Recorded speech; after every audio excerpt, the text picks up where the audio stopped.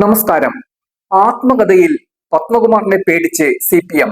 തിരഞ്ഞെടുപ്പ് തോൽവിയുടെ വെളിച്ചത്തിൽ ശബരിമല സ്വർണ്ണക്കൊള്ള കേസിലെ പ്രതിയായ പത്മകുമാറിനെ കൈവിടാൻ CPM തയ്യാറായിരിക്കുകയാണ്. പത്മകുമാർ ആത്മകഥ എന്ന ബോംബ് പുറത്തുവിടുന്നതും അതിലെ ചില ശകലങ്ങൾ മാധ്യമങ്ങൾക്ക് നൽകുന്നതും ഈ ശകലങ്ങൾ പാർട്ടിയെ ഭയപ്പെടുത്തുന്നത് കൂടിയാണ്. അതുകൊണ്ട് തന്നെയാണ് പത്മകുമാറിനെതിരെയുള്ള പാർട്ടി നടപടി പേരിന് മാത്രമാക്കാൻ CPM-ലെ ഒരു വിഭാഗം ഒരുങ്ങുന്നതും. CPM ഭയപ്പെടുന്ന കാര്യമാണ് പത്മകുമാർ ഇപ്പോൾ വെളിച്ചത്താക്കിയിരിക്കുന്നത്. ശബരിമലയിൽ യുവതികളെ കയറ്റിയ സമയത്ത് ദേവസ്വം ബോർഡ് പ്രസിഡന്റായ തന്നെയും ADGP-യായ S. ശ്രീജിത്തിനെയും സർക്കാർ ശബരിമലയിൽ നിന്നും മാറ്റി നിർത്തിയെന്നാണ് പത്മകുമാർ പറഞ്ഞത്.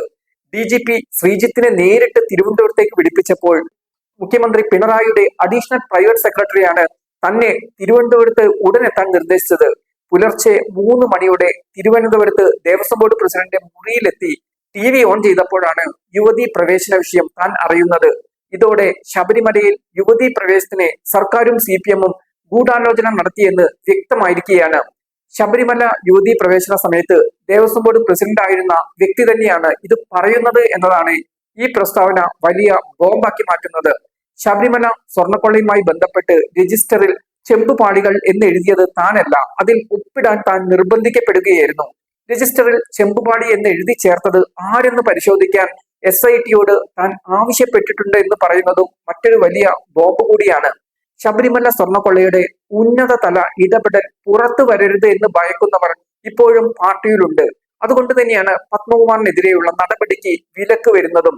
കുറ്റക്കാരൻ പത്മകുമാർ മാത്രമല്ല, മറ്റു പലരും വരുമെന്നതായതോടെ പത്മകുമാറിനെതിരെ നടപടി പേരിന് മാത്രം സ്വീകരിക്കാനാണ് ഇപ്പോൾ CPM നീക്കം. മുൻ MLA-യും പാർട്ടിയുടെ മുതിർന്ന നേതാവുമായ പത്മകുമാറിനെ CPM ഭയക്കുന്നുവെന്നത് സത്യമാണ്. അതുകൊണ്ട് തന്നെയാണ് ശബരിമല സ്വർണ്ണക്കൊള്ള കേസിൽ പ്രതിയായി പത്മകുമാർ അകത്ത് കിടന്നിട്ടും പാർട്ടിയിൽ നിന്ന് പുറത്താക്കാൻ CPM ഭയന്നതും.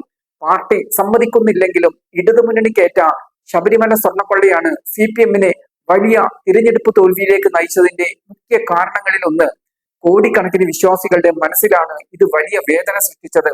അയ്യപ്പന്റെ സ്വർണം മോഷ്ടിച്ചവരോട് ഒരിക്കലും പൊറുക്കില്ലെന്ന ഭക്തരുടെ തീരുമാനം കൂടിയാണ് നിയമസഭാ തെരഞ്ഞെടുപ്പിൽ പ്രതിഫലിച്ചത്. ഇത് നേരത്തെ അറിയാമായിരുന്നിട്ടും പത്മകുമാറിനെ തൊടാൻ CPM തയ്യാറായില്ല.